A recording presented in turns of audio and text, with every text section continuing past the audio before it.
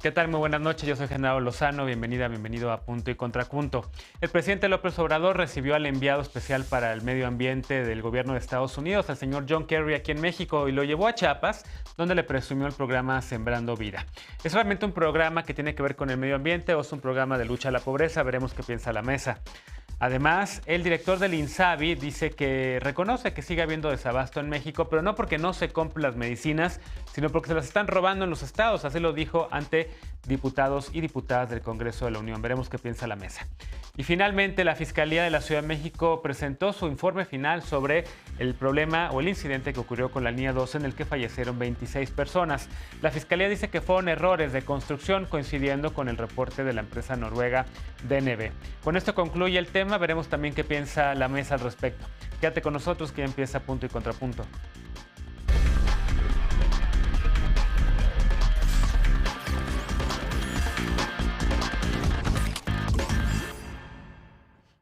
Este lunes el presidente López Obrador llevó al enviado presidencial especial de los Estados Unidos para el clima, John Kerry, quien fue también, por cierto, candidato presidencial, lo llevó a conocer los resultados de uno de sus programas emblema, el programa Sembrando Vida. La gira comenzó por Palenque, en el estado de Chiapas, y continuó con una visita al municipio de Balancán, en los límites de Guatemala. Durante la visita, Kerry reconoció el esfuerzo del gobierno mexicano por el combate a la deforestación y por concentrarse en la posibilidad de que la gente no tenga que abandonar el lugar donde vive. Mientras que el presidente de México señaló que este programa es una opción importante para ir al fondo del fenómeno migratorio, así lo dijo. Según López Obrador, 400,000 campesinos, pequeños propietarios, ejidatarios y comuneros participan en el programa Sembrando Vida. Según cifras oficiales, se han sembrado 100 millones de árboles en más de 1 millón de hectáreas. Hace un par de años México anunció que destinaría 100 millones de dólares para replicar este programa, el de Sembrando Vida, en Centroamérica como una medida para contener la migración que se origina allá en esa región. México ha pedido en diversas ocasiones al gobierno de Estados Unidos también ayuda para financiar este proyecto. Hace unas semanas, en la carta enviada por el presidente Joe Biden al presidente López Obrador con motivo del bicentenario de la independencia de México, el presidente de Estados Unidos expresó la voluntad de su gobierno para aumentar la inversión económica en el sur de México y también al norte de Centroamérica. Primer tema para discutir esta noche. Saludo con gusto a Eder Guevara, fundador de Morena. ¿Cómo estás? Hola, querido Genaro, buenas noches a todas y todos. Muy bien, ¿y tú? Bienvenido, todo bien. Saludo también a María Clemente García, diputada federal por Morena y activista LGBTI. ¿Cómo estás, María Clemente? Hola, muy buenas tardes a todas y a todos. Gracias, Genaro, por incluirme en este programa. Bienvenida. Saludo a Laura Ballesteros, ella es senadora suplente de Movimiento Ciudadano. ¿Cómo estás, Laura? Hola, ¿qué tal? Muy buenos días, tardes, noches a todos. Bienvenida. Y saludo también a Fanny Santiago, secretaria nacional de Comunicación Política del Partido de la Revolución Democrática del PRD. ¿Cómo estás, Fanny? Hola, bien, ¿qué tal, Genaro? Saludos a todos y todas. Bienvenida. A ver, ¿qué les parece si empezamos con el chico de la mesa esta noche, con Eder, para escuchar los puntos respecto al programa de Sembrando Vida, que precisamente pues, llegó el enviado especial del presidente Kerry, el del presidente, perdón, Joe Biden, John Kerry, que decía yo que había sido candidato presidencial en el 2004, por cierto, y no ganó, evidentemente, pero ahora es el enviado especial para el clima, la persona más importante para el gobierno de Estados Unidos respecto al cambio climático. Viene a conocer este programa, parece que le interesó, ¿cómo lo ves? Pues fue solicitud de ellos que se les presentara el programa, que pudieran conocerlo en los lugares en donde ha estado funcionando, porque es muy interesante. Es un programa que puede resolver de manera transversal o colaborar en resolver de forma transversal varios problemas en la región, en Centroamérica, pero mandan al enviado del tema de medio ambiente, porque más allá del enfoque que el presidente López Obrador ha visibilizado con más fuerza, que es el de beneficiar de manera directa con empleo a gente que vive, que tuvo que emigrar del campo, en el caso de México, que eran campesinos y tuvieron que emigrar porque no tenían opciones de trabajo. Entonces él da esta opción de trabajo y así hace que vuelvan las personas a sus comunidades a trabajar. y él lo visibiliza el enfoque desde la parte del desarrollo comunitario, desde la posibilidad de empleo en las comunidades para las juventudes o para el sector del campesinado que había estado tan abandonado. Pero para Estados Unidos, el mayor valor de este programa es el de la reforestación en sí, es el tema del medio ambiente y por eso traen a John Kerry y por eso están hablando de la posibilidad de impulsarlo en toda Centroamérica, porque aunque lo dijo John Kerry, pese a las medidas que se han tomado para alcanzar las metas para frenar la emergencia climática, el calentamiento global sigue incrementando. La catástrofe ambiental que estamos viviendo en el mundo se aumentó incluso en el contexto de la pandemia. Por eso él dice, es importante que busquemos otro tipo de alternativas para atender el problema ambiental y estas alternativas tienen que estar ancladas en la comunidad. Tiene que ser la comunidad la que las adopte y el Estado el que las impulse. Esa perspectiva es la que lo hizo venir a conocer el programa Sembrando Vida, es la que los está llevando a poder exportar este programa a toda Centroamérica e incluso hablaron de la posibilidad de aplicarlo en algunos estados de los Estados Unidos. Me parece que es muy Sí. interesante y entre este programa Sembrando Vida, la voluntad política que ha mostrado el gobierno federal de ya no extraer más petróleo del que se necesita para el consumo interno, la necesidad del gobierno mexicano de poder utilizar la energía Bien. generada en las presas para como energía renovable, no hay un solo gobierno en América Latina y el Caribe que esté colaborando más con frenar el deterioro ambiental. Eso de que la 4T es anticlimática es absolutamente falso. A ver, Laura, tú que también le sabes al tema de movilidad y también, evidentemente, también de cambio climático, sobre todo en las ciudades y demás. ¿Cómo ves este programa? ¿Qué te parece la visita de John Kerry y pues lo que menciona Eder? Bueno, a ver, yo creo que son dos cosas completamente diferentes, Genaro, y tú lo sabes, ¿no? O sea, las relaciones bilaterales y lo que ello trae para la política exterior mexicana y también interior, pues siempre será bien recibido cuando es una buena relación. Sin embargo, calificar de bueno el programa de Sembrando Vida por esa razón, creo que dista mucho de un análisis serio. Mira, para empezar, Sembrando Vida no es un programa de reforestación. Es un programa, sin duda, de establecer sistemas agroforestales, pero en ninguno de los casos están ampliando la producción de bosques en nuestro país. Y esto, nada más para muestra un botón, algunos datos que son muy interesantes. Mira, Sembrando Vida busca llegar a 1 millón de hectáreas con 30,000 millones de pesos anuales. Mientras el programa de apoyos al desarrollo forestal sustentable debe generar apoyos diversos a los dueños de bosques con solo 900 millones de pesos anuales. O sea, ¿qué quiere decir esto? Que la agricultura ya recibe mucho más a través de otros programas adicional a lo que Sembrando Vida está dando y no va directo a la protección y a la generación de bosques. Otra vez, es solamente programas que están concentrados en sistemas agroforestales. Mira, Chapultepec recibió mucho más presupuesto que todos los bosques del país, justamente con estos números que estamos aquí señalando. Entonces, nuevamente, el programa para apoyar el manejo sustentable de los bosques, mientras reciba menos dinero que lo que Sembrando Vidas, apoyando solamente los agroforestales, pues vamos a estar teniendo un crecimiento totalmente asimétrico. Por eso por ahí hay organizaciones internacionales y de hecho norteamericanas que están ya señalando que este programa tan solo en un año de operación ha generado 72,830 hectáreas de pérdidas en bosques. Y estas están concentradas en 22 municipios, el 70% en aquellos que requieren mucho más cuidado en materia de Sí. medio ambiente y cambio climático, como es Chiapas, Tabasco, Veracruz, Yucatán, Quintana Roo o Campeche. Entonces, pues me parece que malos resultados para un programa que no está dando y que además no es lo que dicen que es. ¿Cómo lo ves, María Clemente, esta visita de Kerry y lo que menciona también Laura, contrapunto?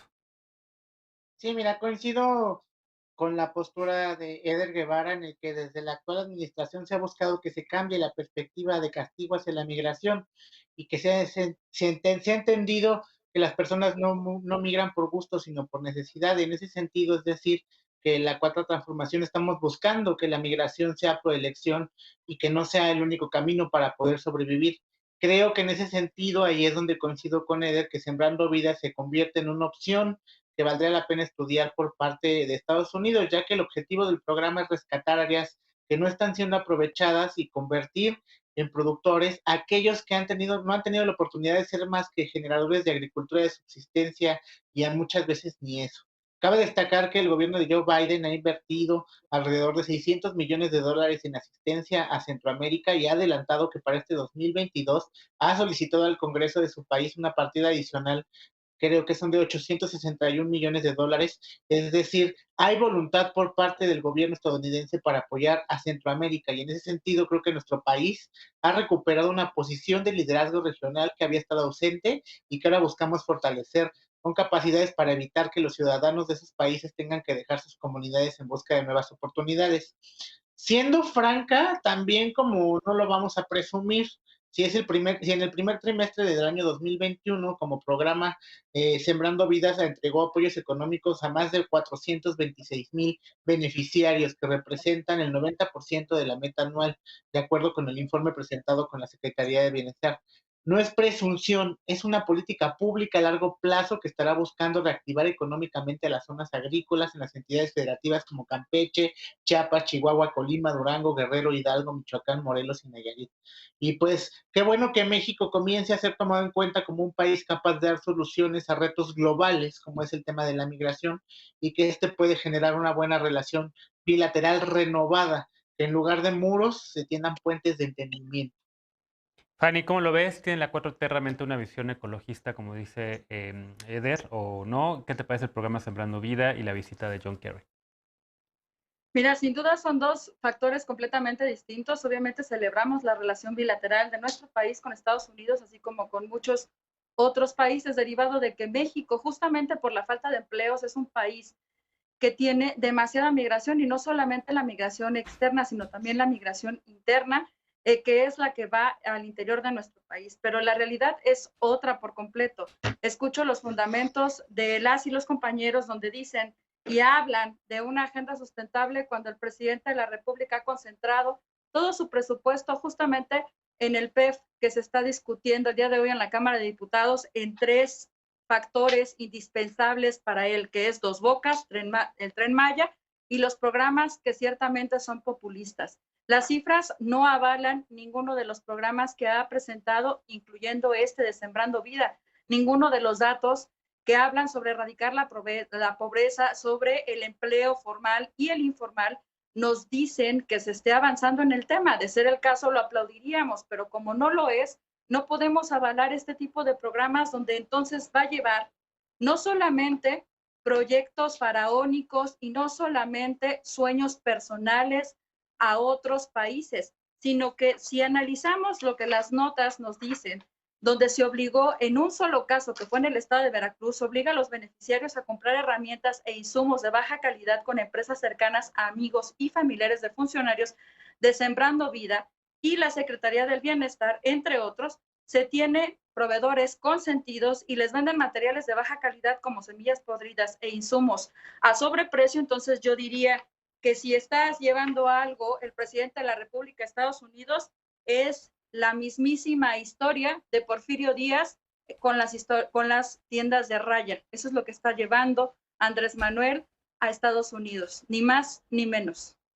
Eder, contrapunto, te vi con la mano levantada. ¿Cómo explicaría Fanny que de acuerdo con el INEGI, que no es una institución de la 4T, ni contra la 4T, es una institución académica de parte del Estado, de acuerdo con el INEGI, en la encuesta de ingresos y egresos, la pobreza disminuyó en los estados del sureste mexicano? Si no hay un impacto de los programas sociales del gobierno mexicano en las regiones del sureste mexicano y entre esos programas Sembrando Vida, entonces, ¿por qué hay estos resultados concretos? Más de 400,000 empleos se generan gracias al programa Sembrando Vida, que, ojo, e insisto, como inicié mi participación, el presidente no planteó que este fuera un programa para rescatar bosques, es un programa para rescatar comunidades y para reforestar reforestando, plantando árboles. ¿Cuántos gobiernos del mundo están en este momento reforestando como lo está haciendo la Cuarta Transformación Nacional? Por supuesto que hay que atender el tema de la deforestación de bosques. Ese es otro problema que tiene que ver con grupos del crimen organizado, pero aquí hay una propuesta muy concreta que consiste en dos cosas: pagarle a la población que vive en el campo para que puedan sembrar árboles. Le está generando empleo para reforestar las comunidades. Eso ya es una colaboración muy concreta a combatir la emergencia climática de este planeta. Y no creo que John Kerry sea un tonto que no se dé cuenta si fuera un programa simulado o si fuera un programa que no tiene resultados. Por eso lo están viendo como una posibilidad para comenzar a, desde otra perspectiva, el fenómeno migratorio de América Latina y el Caribe. Bien, ¿alguien quiere usar el contrapunto a Eder? Adelante, Fanny. Y después Laura. Sí, sin duda. O sea, yo no voy a descontextualizar las cosas como regularmente lo hace la Cuarta Transformación, o bien dicho, como lo hace Morena. Sin duda, autoridades como INEGI levantan datos, pero tú estás citando el presupuesto de egresos e ingresos. Eder, no está citando la creación de empleos, y los factores de creación de empleos y erradicación de la pobreza es multifactorial. No tiene absolutamente nada que ver todo con Morena. Son muchos factores, son muchas diferencias y tienen que ver muchos datos los que recopila INEGI sin duda alguna. Y de ser el caso, bueno, tendríamos que revisarlo de fondo, no solamente de forma como a ustedes les gusta polarizar y maquillar muchas de las cosas que emiten. Déjame escuchar rapidísimo a Laura, a ver si nos da tiempo después también para un punto de... Adelante, Laura. Pues mira, una vez más, hablando de agroforestales, creo que se están confundiendo peras con manzanas. Ya establecimos de manera muy clara que Sembrando Vida no es un programa de reforestación, entonces no pueden llamarla como tal. Es un programa de agricultura. Está dando resultados en zonas muy específicas. Para sembrar agricultura, en muchas ocasiones son milpas, además intercaladas con árboles frutales, pero no están generando ni árboles adicionales y al contrario, están generando deforestación. Eso es algo que sí se tiene que manejar de manera muy puntual, insisto.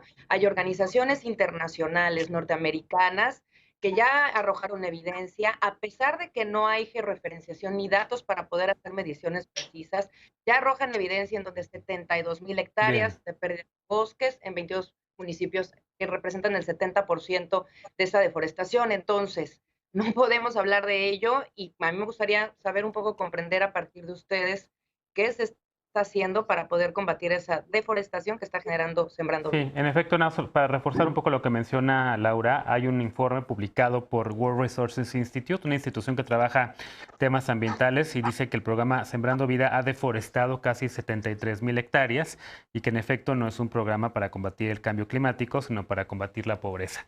Eder, finalmente.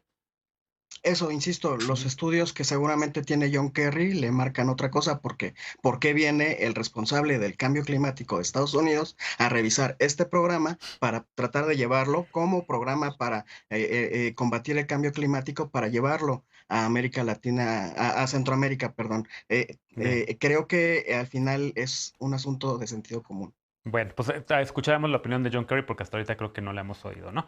Vamos a ver qué opina el enviado especial del gobierno de Estados Unidos y veremos también lo que siguen opinando las organizaciones ambientalistas respecto a este programa. Hacemos una pausa y al volver ya no hay desabasto de medicamentos. Eso lo hemos escuchado una y otra vez, pese a que las quejas por falta de medicinas continúan. El INSABI dice que el problema no es la compra, sino que en los estados se están robando las medicinas y que eso genera el aparente desabasto, así dijo. Regresamos con este tema a punto y contrapunto, no te vayas.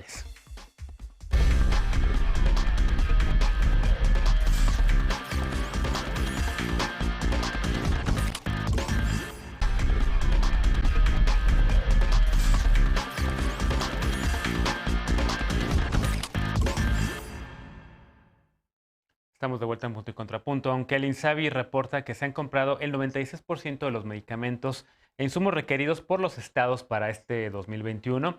Solamente ha entregado la mitad. Sin embargo, el titular de la dependencia, Juan Antonio Ferrer Aguilar, dijo que se los están robando en los estados los medicamentos, así como lo oyes. Veamos el contexto. El desabasto de medicamentos no se debe a falta de compras, sino a que se los roban al llegar a los estados. Se los roban llegando al estado, se los roban llegando al almacén, se los roban llegando al hospital. Durante su comparecencia con motivo de la glosa del tercer informe de gobierno, el director general del INSABI, Juan Antonio Ferrer Aguilar, dijo que aunque los medicamentos se entregan mediante programas que establecen las propias entidades, en los hospitales y almacenes se los roban. Añadió que se ha comprado el 96% de los medicamentos requeridos este año y entregado el 50%. Respecto a los oncológicos, Ferrer dijo que se ha entregado el 25% de la demanda anual. Desde el 2019, la población usuaria ha denunciado falta de medicamentos. Hace un par de semanas, representantes del INSABI se reunieron con madres y padres de familia de menores con cáncer, donde denunciaron nuevos casos de desabasto. Desde el inicio de su mandato, el presidente López Obrador anunció un cambio en la compra y distribución de medicamentos en el país. La administración federal señaló que en las administraciones previas se hacían compras a precios elevados desde distintas dependencias. El presidente López Obrador aseguró que había un monopolio farmacéutico en México y que el nuevo sistema permitiría adquirir medicamentos a mejores precios y calidad. Hace un mes apuntó que su gobierno está rompiendo ese monopolio y que se habían comprado oncológicos en Corea, India y Argentina. Punto y contrapunto. Empiezo contigo, María Clemente. Te tocó como diputada escuchar, me imagino, la comparecencia del titular del INSABI. ¿Qué decir a lo que escuchaste, a esta denuncia que está haciendo? Porque es una denuncia, prácticamente está diciendo que se están robando los medicamentos en los estados, pero como dijimos al inicio del programa también, pues varios usuarios siguen reportando que hay falta de medicamentos oncológicos, falta de antirretrovirales todavía también en algunas entidades, entre otros temas. ¿Cómo lo ves? Sí, Genaro, fíjate que mira, el titular del INSABI, como lo han dicho muy bien en la nota que nos puso en contexto, ya está afirmando, ¿no?, que la distribución de los medicamentos para el abasto está mejor, ¿no? Tenemos ya comprados el 96% de los medicamentos que estaban faltantes, ¿no? Pero ahora, como él afirma, al llegar a los estados se los roban. Y como ya lo he reiterado en distintas ocasiones, justamente aquí en el programa, no hemos hablado sobre la necesidad de que los gobiernos locales se involucren en la estrategia de combate a la corrupción, en materia de seguridad y que en general se pongan a gobernar porque en muchos estados materialmente no hay gobierno. En materia de seguridad ya lo hemos visto antes, ¿no? Cómo son los estados los que se niegan a sumarse a una estrategia de seguridad, no la implementan y como resultado tenemos a las ciudades con mayor índices de criminalidad, de homicidios y de violencia, son las ciudades justamente gobernadas por la oposición que se niegan a sumarse a la estrategia de seguridad. En este caso, en la estrategia de combate a la corrupción, pues tenemos que apelar a los gobiernos locales a que no hagan un embudo o boicoteen la estrategia, ¿no?, de distribución de los medicamentos, y me sumo en ese sentido, por supuesto, al llamado que hace el presidente, que ha realizado el día de hoy, a que dejen de lucrar con los medicamentos de la gente y ya basta de querer haciendo negocio de nuevo con la necesidad de la gente. Cabe destacar que lo que se ha buscado es generar otras fuentes de proveeduría, es decir, medicamentos. No es menor mencionar que en los procesos de compra están involucrada también la ONU, por lo que vemos que es la corrupción lo que está el combate a la corrupción lo que está quebrantando todo, sobre todo en los estados en los que ni siquiera se respetan cuando se llegan las bodegas, ¿no? También me parece sano aclarar que tal parece que estamos ante un boicot por parte de algunos gobernadores y veremos ahora que tengamos mayoría en los estados cómo poco a poco se va a empezar a subsanar esto. Te lo prometo. Bien. A ver, Fanny, tú también coincides en la lectura de María Clemente. Hemos escuchado varias veces, ¿no?, que la 4T ha prometido que se iba a acabar el desabasto de medicamentos. Yo insisto, se siguen presentando todavía situaciones así lamentables que no deberían estar ocurriendo ya, pero siguen ocurriendo, ¿no? El titular del INSABI dice, bueno, se lo están robando en los estados, ya se entregó el 25% de los oncológicos en octubre del 2021, apenas el 25% diría yo. ¿Cómo lo ves? Pues que sin duda el INSABI es una estrategia de salud fallida, que no sirve, que no funciona. Y querer mezclar el tema de salud con el abasto de medicamentos, abonando a la estrategia de seguridad del presidente de la República, que es de abrazos y no balazos, me parece la justificación más grande del mundo, cuando tenemos los datos muy claros que incluso están vertidos en su plataforma. La realidad es que solo se han entregado el 9.5% de los medicamentos solicitados por los estados en la compra consolidada del 2021. De acuerdo a la información que está en su plataforma oficial, el INSABI ha entregado 1.746.820.000 piezas. Los estados solicitaron un total de 18.398.609.000 piezas.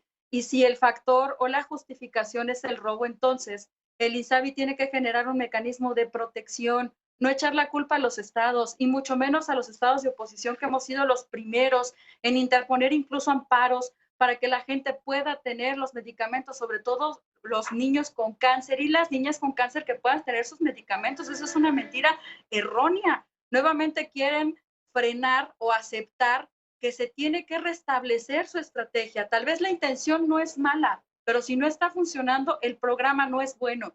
La estrategia no es buena. Si la población no tiene medicamentos, no es bueno y eso se tiene que aceptar. Por eso un gobierno debe de tener evaluación, debe de tener estrategia y debe de intercambiar mecanismos donde sí se esté generando un resultado. Y si la población no tiene medicamentos, entonces no hay un resultado. Y para prueba de ello hay miles de amparos. Para prueba de ello incluso hay vacunas, hay amparos para los menores que no están siendo vacunados porque solamente a algunos se les está otorgando la vacuna. Creo que nosotros tenemos que hablar claramente a la población mexicana, tenemos que hablar claramente a las y a los ciudadanos y generar mecanismos diferentes, generar iniciativas distintas, porque el INSABI no está funcionando. Los estados, de oposición o no, firmaron el convenio y hoy en día la población lo está sufriendo al no tener medicamentos. Si el robo es una de las causas, es responsabilidad del gobierno federal recuperar, frenar o tener un mecanismo de contención para que esto no ocurra. Eder, contrapunto. Sí, primero dame chance de leer la declaración de John Kerry, que cerramos con eso que sí, del bloque anterior. Dijo John Kerry, todo el mundo requerimos voltear a ver lo que está haciendo López Obrador con Sembrando Vida, no solo por su contribución a la lucha por el cambio climático, sino por los beneficios en favor del pueblo. La sustentabilidad sin la comunidad no es sustentable. En la comparecencia, una pequeña observación. El tono que ahorita hemos escuchado en este segmento sobre este tema del medicamento no fue el tono que se dio en la comparecencia, en donde cada quien reconoció errores, retos todavía pendientes, pero también Juan Antonio Ferrer reconoció la voluntad política de los gobiernos de los estados para poder unificar. No es sencillo este ejercicio de unificar todo el sistema de salud para que se garantice el derecho universal a la salud, los medicamentos gratuitos para toda la población. Una de las cosas que dijo el doctor Alcocer fue la explicación de por qué la resistencia a vacunar masivamente a las infancias. Él explicó que todavía no hay una investigación concluyente porque en el sistema inmunológico, en nuestra etapa de infancia, es cuando más potente está y cuando mejor se desarrolla. El temor que existe y que no hay una investigación todavía que nos dé certidumbre es que el desarrollo del sistema inmunológico se deteriore con la vacuna. Y si se deteriora, entonces las consecuencias, esa generación las va a sufrir más adelante, a partir de los 25 años, que el sistema inmunológico empieza a ser más lento cada vez. Entonces, imagínense, dentro de 30 años, que nuestra generación será de adultos mayores, esa generación que será la económicamente productiva, será la que le toque cuidarnos a nuestra generación, van a tener un severo problema si no hay el desarrollo completo de estas investigaciones. Entonces, con esa claridad con la que el doctor Alcocer explicó eso, él y Juan Antonio Ferrer explicaron todo el proceso que ha habido para unificar el sistema de salud y por supuesto hay un problema y yo no sé, no se dijo que el responsable o los responsables sean los gobiernos estatales. Había un monopolio de 5 grandes distribuidoras que eran las que tenían y tienen claridad de todo el sistema de distribución. Entonces, por supuesto que hay una actitud de boicot. No se puede demostrar que no se están comprando las medicinas. Cada año se hace un estimado por estado de cuántos medicamentos se necesitan y durante el año se van abasteciendo. Ahorita, si no se les ha entregado el 100%, es porque también se explicó en la comparecencia de más de 3 horas que no hay las condiciones para almacenar todos los medicamentos en cualquier estado de la República. Entonces se les van enviando por porcentajes hasta cubrir el 100% al final del año.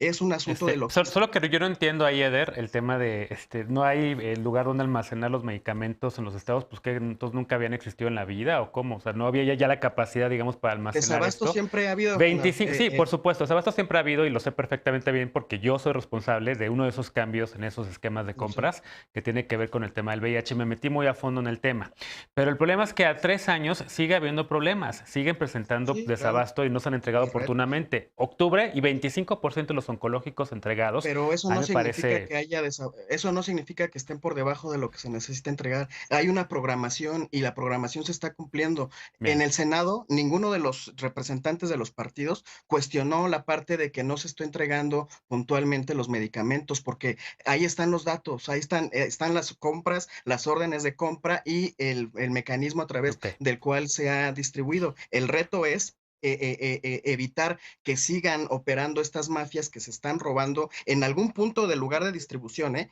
Porque puede ser cuando le llegan al Estado o Ujú. cuando el Estado los reparte a los hospitales. Ahí es donde no se ha podido resolver y se tiene que resolver.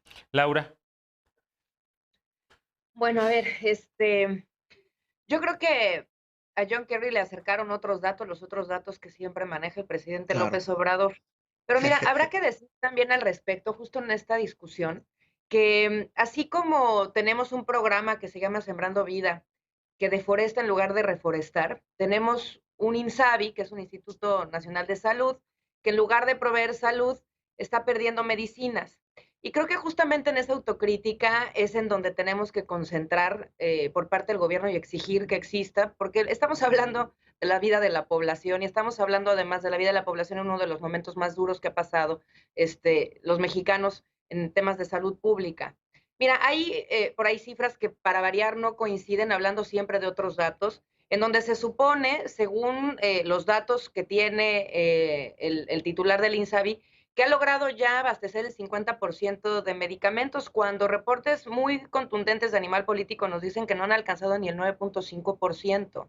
Y esas cifras, con esa diferencia abismal entre la repartición y la distribución de medicamentos, tiene que haber una explicación para ello. Y mira, yo te diría que independientemente de este pésimo trabajo que están haciendo para la compra y distribución de medicamentos, está también el pésimo trabajo y el desempeño que están teniendo para atender la inversión en la salud pública del país. Según datos de la OCDE, la media de los países que mejor lo están haciendo están destinando cerca de 10 puntos del PIB a la inversión en salud pública, mientras México solo está dedicando el 5%. Cuando se está haciendo entonces una tarea a medias, pues se tienen entonces resultados a medias. Entonces yo creo que esta conversación va más allá de la politización. Escuchaba ahorita a María Clemente que nos decía que si los estados de oposición y que el resguardo. Yo al final creo que también estas discusiones no abonan a nada, sobre todo si están basados en datos inexistentes. Ahí está la ENVIPE, justamente del INEGI, hablando del INEGI, donde dice que los estados con peor percepción de seguridad son aquellos conformados por las áreas metropolitanas de Puebla, gobernada por Morena, Tabasco, gobernada por Morena, CDMX, gobernada por Morena, mientras que aquellos estados donde hay una percepción de seguridad mucho mejor está en Querétaro, Durango y Mérida, hablando en este caso de oposición. Pero insisto, politizar la discusión en términos de reparto de medicinas me parece Sí. que justo es lo que no genera una discusión y una solución. Bien.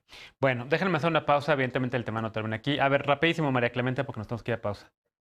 Sí, mira, lo que creo que aquí hay una oposición que a falta de argumentos inventa narrativas y además perversamente sí, ¿no? Justamente quiere convencer de una narrativa que crean a partir de ahora.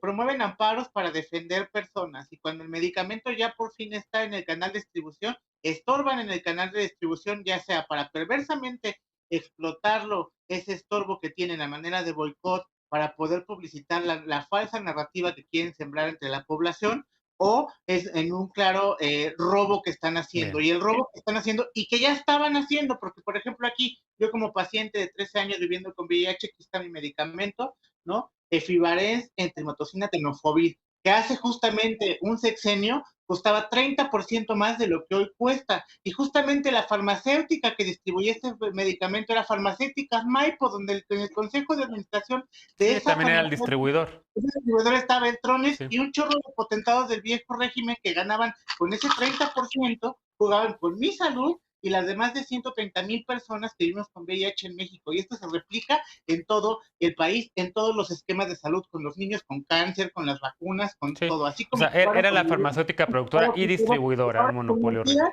quieren sembrar una narrativa falsa de que hay un desabasto, cuando lo que hay es un canal de distribución que se está alentando porque los gobiernos locales de la oposición Bien. están entorpeciendo la distribución de los medicamentos.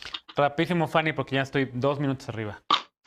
Sí, no te preocupes, nada más aclarar, no hay perversidad. La gran perversidad es que el gobierno de Morena diga una cosa y haga otra, y lo que nosotros estamos haciendo es meter amparos. Nadie está hablando de ningún compañera diputada, déjame hablar. De los mexicanos y los A ver, María mexicanos, Clemente, ya te escuchamos a ti. Déjame Déjame escuchar a la compañera del PRD rapidísimo. Estamos hablando de los medicamentos contra el cáncer, que fue el punto que presenté, y sí, estamos apoyando para que sea eficiente.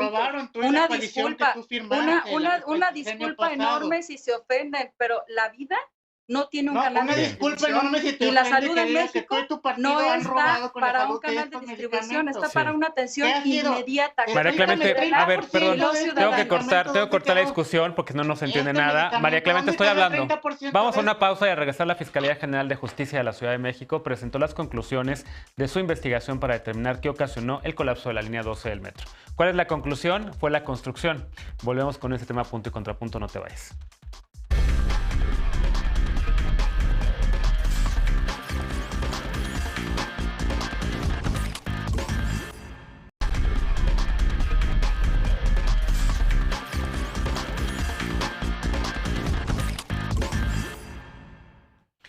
Estamos de vuelta para el último tema. La Fiscalía General de Justicia de la Ciudad de México presentó las conclusiones de su investigación sobre el colapso de la línea 12 del metro. Según el informe, ningún manual de inspección y mantenimiento podría incluir deficiencias que de origen están en el diseño y el error grave de construcción. Hoy se dio a conocer que la Fiscalía de la ciudad ya busca a 10 exfuncionarios por daño a la propiedad, homicidio culposo y por lesiones culposas. Veamos el contexto. La Fiscalía General de Justicia de la Ciudad de México concluyó que la línea 12 del metro colapsó por errores en su construcción, en un peritaje independiente al realizado por DNB. La Fiscalía Capitalina apuntó que la instalación de pernos que unen las losas de concreto con las vigas fue insuficiente e inadecuada. Las soldaduras fueron de mala calidad y hubo prácticas prohibidas por el reglamento de construcción de la capital. Estos elementos fueron determinantes para que la estructura colapsara en mayo pasado, según apuntaron las autoridades de la Fiscalía. 26 personas murieron y más de 100 fueron afectadas con la caída de una trave entre las estaciones Tezonco y Olivos. Este dictamen, presentado el jueves pasado, no es público debido a que forma parte del proceso penal. Las conclusiones de la Fiscalía coinciden con las investigaciones de DNB, la empresa noruega contratada por el gobierno capitalino para investigar el incidente. El proyecto de la línea 12 que corre de Mixcoac a Tláhuac fue presentado en 2007 por Marcelo Ebrard, entonces jefe de gobierno de la Ciudad de México. Por problemas en su trazo, la construcción inició hasta 2009 y fue inaugurada 3 años después. En junio pasado, Ebrard, hoy canciller del país, dijo que todas las decisiones sobre trazo, diseño, construcción y supervisión de la línea fueron tomadas bajo criterios de eficiencia y conveniencia técnica y que la obra fue recibida de conformidad por la administración de Mancera. Punto y contrapunto. Último tema para discutir esta noche. Empiezo contigo, Laura. Tú sabes muy bien a los temas de las ciudades, a los temas también de la movilidad. ¿Cómo ves este reporte final de la Fiscalía y lo que concluye con respecto a esta tragedia, a este trágico evento que ocurrió aquí en la Ciudad de México con la línea 12? Hay quien dice no fue un accidente, fue negligencia. ¿Cómo lo ves? Pues mira, crónica de un resultado de investigación anunciada. Creo que mientras la Fiscalía esté tan íntimamente relacionada con el gobierno de la ciudad, es muy difícil poder separar sus resultados de las decisiones políticas que se toman desde la jefatura. Esto creo que se ha dicho todo y se ha dicho además desde el principio. Hay también estos dictámenes que ha emitido la empresa especializada que contrataron para lo mismo, en donde también en su momento presentaron sendas denuncias sobre robo de información, incluso sellos violentados de la información que estaba resguardada. Es decir, creo que el proceso no se ha garantizado de la manera más pulcra, pero pues evidentemente ante el ejercicio de una mayoría como la que tiene Morena en la Ciudad de México es muy complicado poder visibilizar este tipo de temas. Yo creo que aquí lo que se está evitando y obviando a discutir a resultado de este tema terrible y falta de justicia para quienes murieron en este terrible incidente es justamente la atención a las víctimas y a los usuarios de transporte público de la ciudad. Mira, Genaro, se ha abandonado el metro de la Ciudad de México. Independientemente del resultado que trajo 26 muertos en la Ciudad de México y hoy no hay ni siquiera un responsable serio a través de una investigación que no tenga ningún tipo de objeción al respecto en su proceso y además en sus resultados, estamos hablando de casi 23,000 millones de pesos de déficit de mantenimiento del metro en la Ciudad de México. 23,000 millones de pesos. Es decir, esto sucedió ahora en este tramo del metro de la ciudad en la línea 12, pero no estamos exentos de que suceda en otros tramos del metro de la ciudad ante la deplorable situación en la que se encuentra y la falta de atención por parte de la autoridad. Han habido esfuerzos para poder invertir, sin embargo, sin el gobierno federal apostando por el metro de la ciudad, que además es un sistema de transporte metropolitano, no habrá dinero que alcance para poder tener las condiciones óptimas. Y ante la desaparición del Fondo Metropolitano o incluso el Fondo de Capitalidad de la Ciudad de México, las opciones para invertir en él son nulas. Entonces, yo aquí te diría que sí tiene que haber un compromiso, no solamente con el resultado y la justicia emanada de los procesos de investigación para las víctimas, tiene que haber un proceso de acompañamiento de reparación de daño y garantías de no repetición. Y estas garantías de no repetición van de la mano justamente en el involucramiento de las autoridades para invertir en aquello que no han querido hacer. Solo 23 kilómetros de metro se han hecho en los últimos 20 años. Y para colmo, en esta administración, lejos de invertir estos 23,000 millones que están hoy en déficit de mantenimiento o incluso en ampliación para el metro de la ciudad, se han estado recortando los gastos o teniendo déficit de la inversión del metro en el último año. Documentado ya, ahí está la salida de la directora del metro. Me parece que es grave lo que está sucediendo en materia de justicia, pero especialmente en materia de atención a las Bien. víctimas y de reparación de daño y garantías de no repetición para todos los habitantes de la ciudad. Contrapunto, Eder, la respuesta de la Fiscalía, el último informe. No, me parece que la Fiscalía, hay un reto en este momento para la Cuarta Transformación Nacional con el tema de la línea 12. El reto se da porque las principales figuras después del presidente López Obrador de la Cuarta Transformación están involucradas en esta situación. Uno, porque fue el que lo construyó, y la otra porque fue en su administración cuando sucedió la tragedia. Me parece que el único cálculo político que vale aquí es el de la credibilidad. Si no tenemos nosotros la credibilidad de la gente, entonces perdimos nuestro gran capital político que tenemos como movimiento, y eso es lo único que puede mover a que se haga justicia y, como dice Laura, que haya una reparación integral del daño y la garantía de no repetición para todas las personas que somos usuarias del metro. Creo que por eso es que tiene que haber mucha transparencia en las investigaciones. Se contrató a una agencia externa e internacional para que hubiera mayor transparencia, y ahí se dictaminaron algunas cosas que ahora en el cruce de la investigación, que sí o sí tiene que hacer la Fiscalía, no se está trazando la investigación, se está dando en tiempo y forma. Lo que está arrojando es exactamente lo mismo. Ahora ya se están reconociendo errores en la construcción y en la implementación del proyecto de la línea 12, pues los errores en la administración pública, y más cuando cuestan vidas, tiene que haber consecuencias, tiene que haber responsables, y pues lo que hay que pedirle a la Fiscalía de la Ciudad de México es que se opere con absoluta transparencia el asunto de quiénes fueron las personas responsables, sin ningún otro cálculo político, insisto, que el de la credibilidad, pero sobre todo porque es lo justo, porque murió gente, porque hubo gente herida, y tenemos que darles toda la certidumbre de que algo así no volverá a suceder. Ya todo lo otro, o sea, que creo que la jefa de gobierno ha invertido un montón en proyectos de movilidad, el tema Bien. de los cablebuses, el tema de los nuevos metrobuses, y creo que ya no seguirán ampliando el metro porque la infraestructura es muy agresiva para las calles de la Ciudad de México, pero hay un montón de alternativas que se están explorando, y la verdad es que ahí están los reconocimientos internacionales en materia en la Ciudad de México. Bien. María Clemente, ¿cómo viste el resultado final de la Fiscalía, el informe?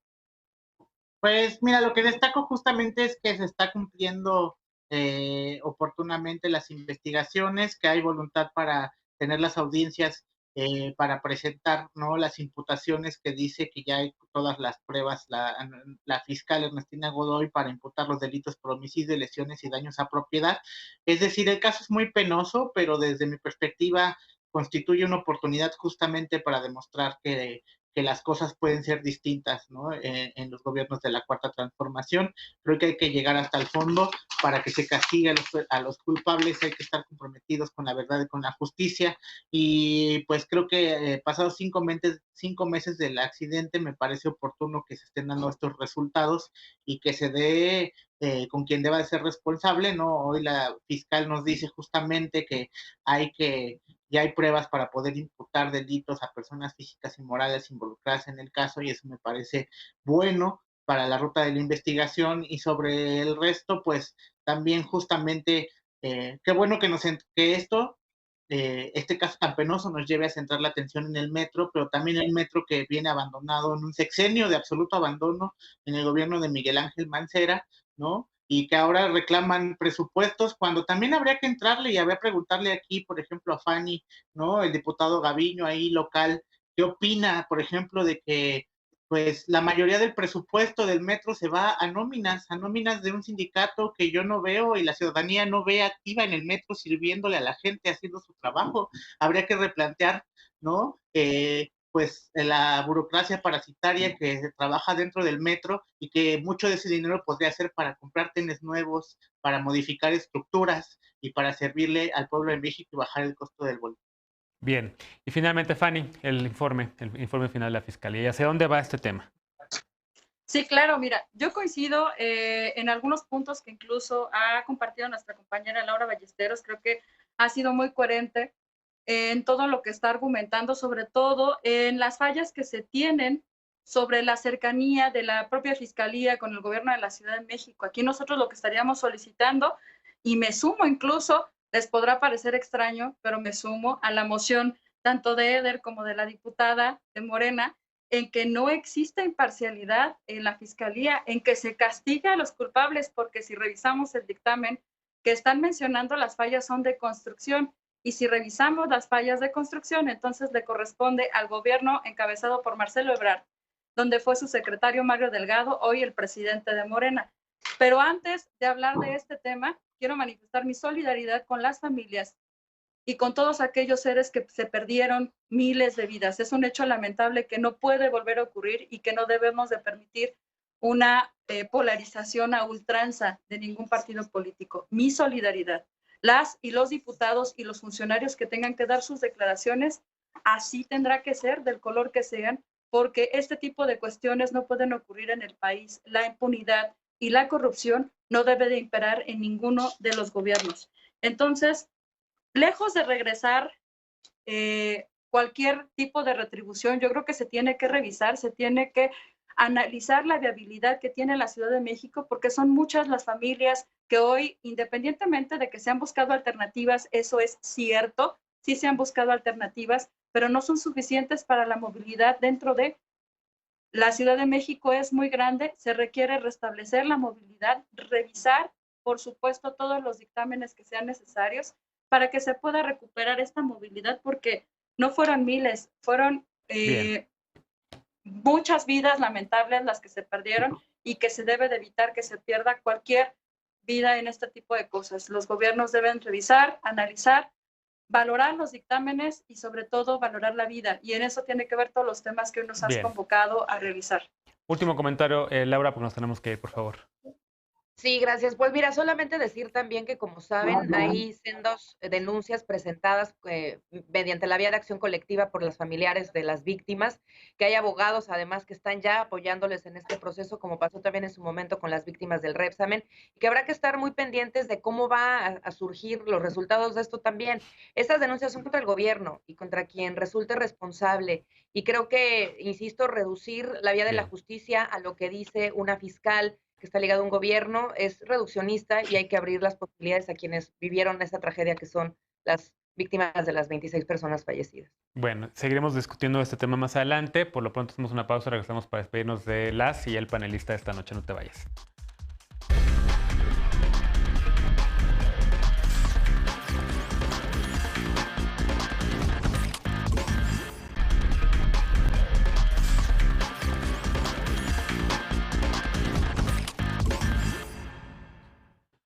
Estamos de vuelta ya para irnos con la paparrucha de esta noche. Como bien sabes, el 12 de octubre, fecha en la que supuestamente Cristóbal Colón llegó a América, hasta hace unas décadas era conocido como el Día de la Raza.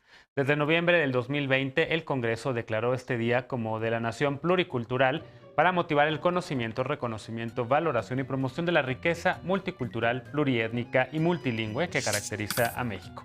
A propósito de esta fecha, en las redes sociales se difundió una imagen, la que ves en tu pantalla, una imagen citando una supuesta declaración del rey Felipe VI de España, la que libera de culpa a su país por haber conquistado a México. Así es, según esto, el rey español dijo que los conquistadores conquistaron a los mexicas y no a los mexicanos. En la imagen se afirma además que el monarca español señala que si las etnias en México sufren es por la indiferencia del gobierno mexicano. Pero esta información es completamente falsa. Hasta ahora el rey de España no ha emitido ninguna declaración relacionada con este periodo histórico. La imagen corresponde a un mensaje emitido por el rey en marzo de 2020 con motivo de la crisis generada por la pandemia de COVID-19. Así que no caigas en desinformación, en paparruchas, en fake news. Mejor sigue cuidándote de la COVID-19, utiliza cubrebocas, ventila espacios cerrados y vacúnate cuando te toque tu primera o esperemos que ya la segunda dosis. Gracias por habernos acompañado esta noche. Gracias María Clemente, gracias Fanny, gracias Laura y gracias Eder. Nos vemos mañana con los panelistas de martes jueves. Por lo pronto descansa. Soy Genaro Lozano, muy buenas noches.